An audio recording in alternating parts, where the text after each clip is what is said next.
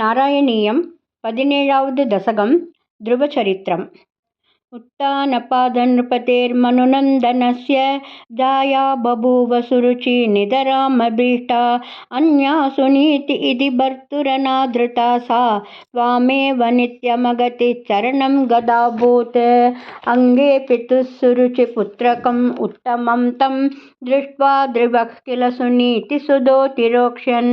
आचिक्षिपे किल शिशुः सुरुच्याः दुष्यन्तजा खलु भवद्विमुखै असूया त्वन्मोहिते पितरि पश्यति दारवस्ये दूरं दुरुक्तिनिहतः स गदो निजाम्बां साभिस्वघर्मगति सन्तरणाय पुंसां त्वत्पादमेव शरणं शिशवे सशंस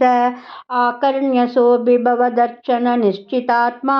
मानी निरेत्य नगरात् किल पञ्चवर्षः सन्दृष्टनारद निवेदितमन्त्रमार्गः त्वामारराध तपसा मधुकाननान्ते ताते विषण्णहृदये नगरीं गतेन श्रीनारदेन परिसान्वितचित्तवृद्धौ बालस्वदर्पितमना क्रमवर्धितेन निन्ये कठोरतपसा किल पञ्चमासान् तावत्तपोबलनिरुच्छ्वसिते दिगन्ते देवार्तिदस्वमुदयत् करुणात्रचेताः त्वद्रूपचित्रसनिलीनमतो पुरस्तात् आविर्बभूवित विभो गरुडाधिरूढः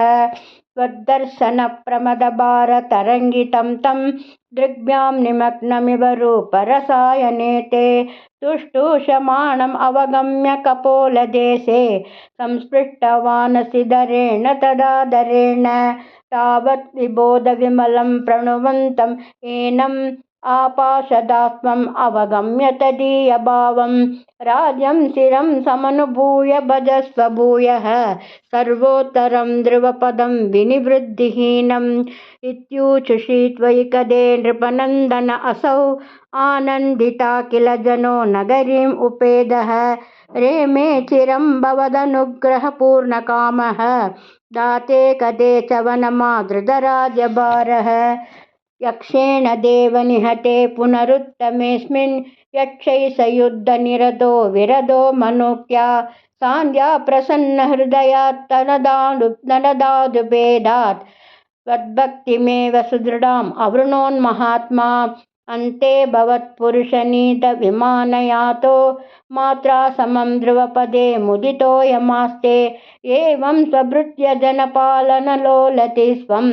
वातालयाधिपनिरुन्धि ममामयोगान्। गुरुवायूरप्पा चरणं